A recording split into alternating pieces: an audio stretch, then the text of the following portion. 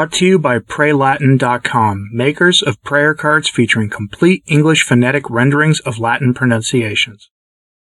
Pope Francis, despite being obviously frail and not in the best of health in light of his recent convalescence, has been incredibly busy. One might argue that he is in fact sending a message to the Roman Curia with his flurry of activity and very, very public appearances. He kicked these off last week with an appearance where he was being wheelchaired through St. Peter's Basilica wearing a poncho and black slacks, not even wearing the accoutrements of the Roman pontiff. This fueled a lot of speculation about what message he was sending. Some believing he was sending a message claiming that he was trying to show everybody that there were forces controlling the papacy and he was no longer pope. I think we can dash those now because he has made some additional appearances, so many, in fact, that it appears he's sending a different kind of message. Then that message is, the boss is back in town, get back to work, and stop your scheming.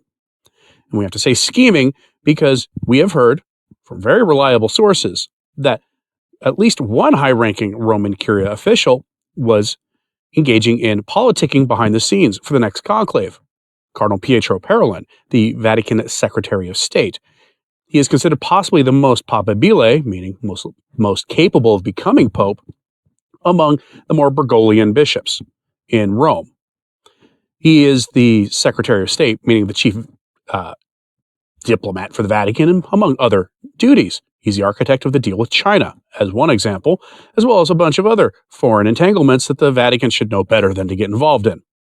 But he is one of the most cunning political figures in Rome, and he was also the figure that Francis was meeting with the most frequently among the College of Cardinals. Francis, you'll recall, ended his hospital stay abruptly. The very day he announced the end of his hospital stay, hours beforehand, Cardinal Fernandez, the prefect for the Dicastery of the Doctrine of the Faith, the cardinal responsible for writing some of the most heinously heretical theological tracts in the last couple of years out of Rome, had told the media they didn't know when Francis was coming back, kind of even hinting that he might not come back. Within a couple of hours, Francis had announced that he was returning to the Vatican and has since made very public appearances to the point where it's obvious he's sending a message. So let's start with some of these appearances he's made.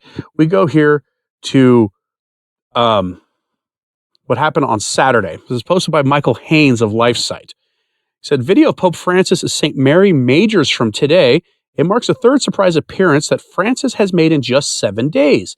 He is in just 3 weeks into his 2-month-long convalescence. We will show you this video without the audio just to make sure we don't get a copyright thing.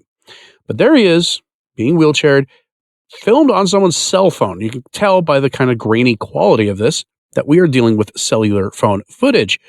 But there he is with his security entourage as well as some of his close advisors. And yes, that is very clearly Pope Francis. And at least this time, he is dressed in the way we're used to seeing him dress. Unlike the last time he did this, which was not exactly in a way we would think of as befitting a man who is alleged to hold the office that he is alleged to hold. But then the very next day, Sunday, Palm Sunday, we get this from, again, Michael Haynes. Today, Pope Francis made another surprise appearance in St. Peter's Square for Palm Sunday.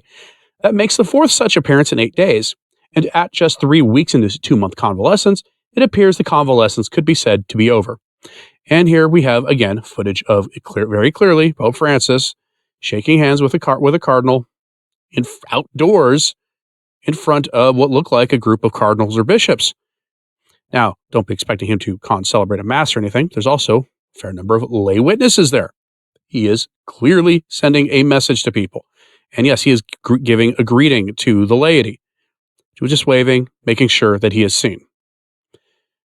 Now, some of this could be said to be because he is simply trying to reassure the faithful that he is very much active and very much alive. And I'll take that at face value. At least is one of the reasons. But there's another reason. Let's never forget this. He is the Peronist Pope. He is a very political Pope. They tell us back in 2013 that he was not going to live in the Vatican palaces, the papal palaces, because it was too opulent and he wanted a church of the poor. Well, okay, maybe. More likely, he decided to live in Casa Santa Marta because Casa Santa Marta is a luxury hotel that a lot of the Roman insiders tend to live in, and he wanted to be where the action is because he's a political pope. And the best way to control your underlings is to be around them at all times. That's an easy way to do it. And that same thinking is probably why he is making such heavy-duty public appearances. One of the things, his appearances have led to a lot of Dan Brown-style hypotheses and schemes and things, theories about what he's doing. And by Dan Brown-style political scheming, I want to bring to your attention an article by Michael Haynes, LifeSite News reporter. He published this on his own personal blog. Under the headline, Pope Francis's shock untidy appearance in the Vatican. Was it intentional? The question he's asking is, of course, was this intentional? Was this sending a political message? We know that there have been maneuverings going on behind the scenes in Rome during his convalescence.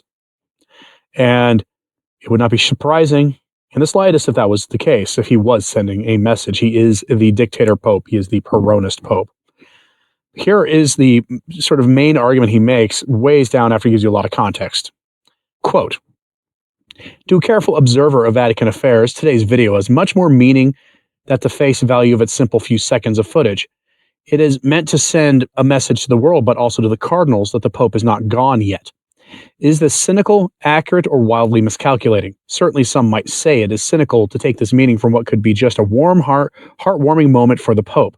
Surely one might argue we have been clamoring to see the Pope after his lengthy stay in the hospital. Such an event today is exactly what we hoped for. However, to counter this are certain undeniable facts. Just appearing slightly into the video and indeed audible at the end saying grazie to the young boy's family appears to be the director of the Holy See press office, Matteo Bruni. For Bruni to be thus accompanying the Pope means that the visit clearly had some element of arrangement behind it, rather than being a literal spur-of-the-moment decision. There was time taken to ensure that Bruni was summoned to accompany the Pope. And then an update. In details conveyed to the Vatican press corps on April 11th, Matteo Bruni, the Holy See press office, attested that the Pope's visit took the press office by surprise also. Further footage suggests that Bruni did not accompany the Pope. Notwithstanding this, the decision to visit Basilica remained a deliberate one made by the Pope himself. Bruni informed reporters on Friday. He stated that Francis had been on an excursion and wished to extend it to visit the Basilica. But why not take a few moments to dress the pontiff in his cassock? Why not give him his sacchetto or his pectoral cross or even his papal ring? Indeed, why not take a moment to do anything which would improve his appearance and denote him for who he is, the vicar of Christ, and not simply a frail old man in a chair? End quote. And there's a simple reason for that, folks. He may have been sending a message. To who? Oh, that's easy. To the cardinal scheming behind his back. People accepted for some reason at face value when he became pope his reasoning for living in Casa Santa Marta, not the papal palace. It to be a pope of the poor and all this other stuff. Casa Santa Marta is a luxury hotel. It's actually from people I've spoken to who have been to Rome, who've been to both Casa Santa Marta and who have been to the papal palaces, have said the Casa Santa Marta is nicer than the papal palace. He's not staying in Casa Santa Marta because it's nicer than the papal palace any more than he's staying there because it would make a Pope of the Poor image to be an example. He's doing it because Casa Santa Marta is where a lot of the insiders live. He wants to be where the action is because he's a Peronist. He understands that the easiest and best way to maintain order in the church and to prevent anybody from betraying him is to be present among the people who are doing the work for him, to control them. And his time in the hospital looks like some of them may have gotten out of hand. They've gone a little ahead of themselves.